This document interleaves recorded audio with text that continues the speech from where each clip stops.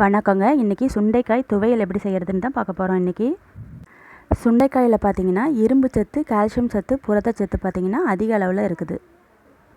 இது நம்மளுடைய ரத்தத்தில் உள்ள நச்சுக்களை வெளியேற்றி அஜீரண கோளாறு மற்றும் மலச்சிக்கல் வராமல் பார்த்துக்குது. இது இப்போது நம்ம இந்த துவையலுக்கு என்னென்ன தேவைன்னு பார்த்தலாம். மிளகாய், கடலைப்பருப்பு, தேங்காய், சுண்டைக்காய் இது எல்லாத்தையும் நான் எடுத்து வச்சுருக்கிறேன். இப்போது இந்த சுண்டைக்காய் எல்லாத்தையும் ஒரு சின்ன உரல் எடுத்துகிட்டு அதில் நல்லா நசுக்கி எடுத்துக்கலாம். சின்ன குழந்தைங்களுக்கு இந்த மாதிரி அடிக்கடி சுண்டைக்காயை நீங்கள் சேர்த்து கொடுத்தீங்கன்னா வயிற்று புழுக்கள் வராமல் பார்த்துக்கும். இந்த சுண்டைக்காய் துவையல் பார்த்தீங்கன்னா நீங்கள் எல்லா சாதத்துக்குமே தொட்டுக்கலாம், ரொம்ப நல்லாயிருக்கும். நீங்கள் வெறும் சாதத்தில் கூட போட்டு பிசைஞ்சு சாப்பிட்டிங்கன்னா நல்லாயிருக்கும்.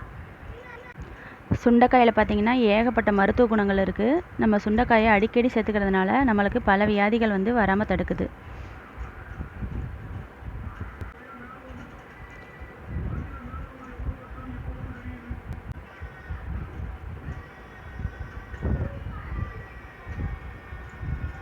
இப்போது சுண்டைக்காயை நம்ம எல்லாத்தையும் நசுக்கி எடுத்தாச்சு. இப்போது ஒரு கடாயில் எண்ணெயை ஊற்றிக்கிங்க. முதல்ல இந்த காஞ்ச மிளகாயை நல்லா வறுத்து எடுத்துக்கோங்க. வறுத்துட்டு இதை மிக்ஸி ஜாரில் சேர்த்துக்கோங்க. இதுக்கப்புறமா கடலைப்பருப்பையும் இதே போல் நல்லா பொன் வறுவலாக வறுத்துட்டு இதையும் மிக்ஸி ஜாரில் சேர்த்துக்கோங்க.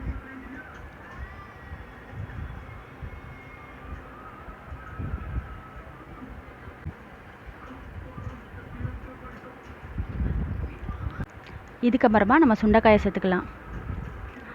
சுண்டைக்காயும் நல்லா வதக்கிடுங்க. இந்த பச்சை வாசனை போகிற அளவுக்கு நல்லா வதக்கி எடுத்துருங்க.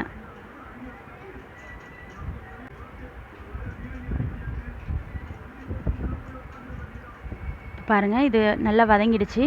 இதுக்கப்புறம் நம்ம இதையும் மிக்ஸி ஜாரில் சேர்த்துடலாம்.